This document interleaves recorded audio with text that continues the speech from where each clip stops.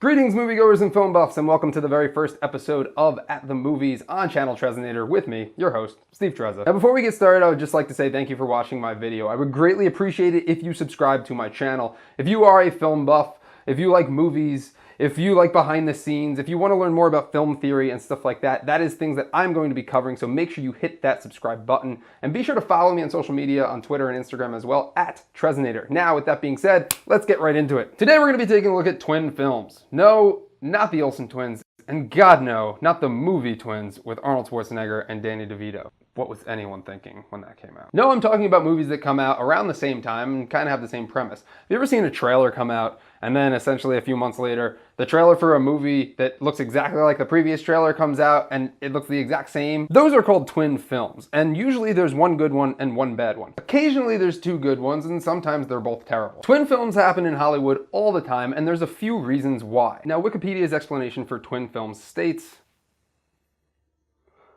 some attribute twin films to industrial espionage. The movement of staff between studios or the same screenplay are sent to several film studios before being accepted.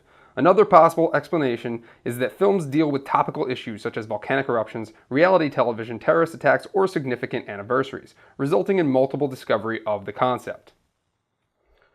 Now recently, and I mean in like the past 2 or 3 decades or so, it's pretty apparent that some studios will get word that another studio is working on a certain project. Another studio will rush a movie into production in hopes of beating the other studio to the punch, making a quick buck, and screwing the other studio over. This is why 9 times out of 10, the first movie to come out of the twin films is the worst movie. I'll give you some examples. Deep Impact and Armageddon, Ants in a Bug's Life, Babe and Gordy, The Cave and The Descent, I, Frankenstein and Victor Frankenstein. Although neither of them were great, the second one was still a little bit better. The Legend of Hercules and Hercules, Observe and Report and Paul Blart Mall Cop, Batman v Superman and Captain America Civil War. Note that BVS was actually announced first and then Marvel followed up with Civil War. Originally the two movies had the same release date until DC finally caved and moved BVS up a month.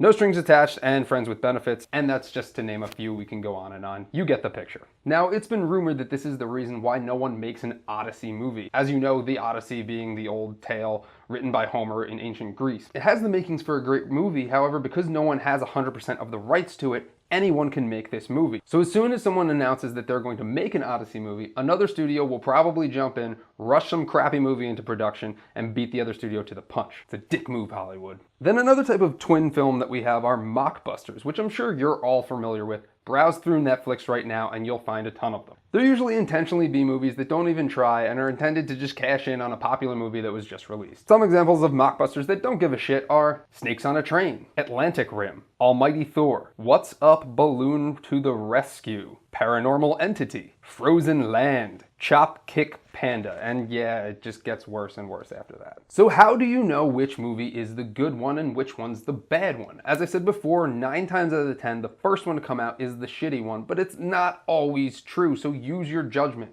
If you have a good, terrible movie detector like I do, then you'll be able to figure it out. Some examples of movies that came out first and were better than the one that came out second include Saving Private Ryan and The Thin Red Line, The Truman Show and Ed TV, Finding Nemo and Shark Tale, and Despicable Me and Megamind. I'm sure if you search more, you can find some other ones out there as well. So the next time you see essentially the same movie coming out around the same time, do your research. Movies aren't the same as books, and if you're like me, then you can probably spot a shitty movie based on just the trailer.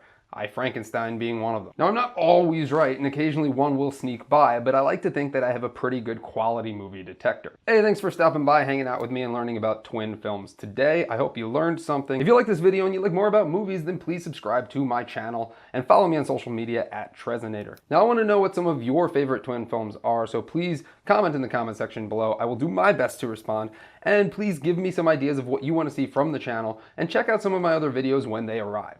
Thank you for watching.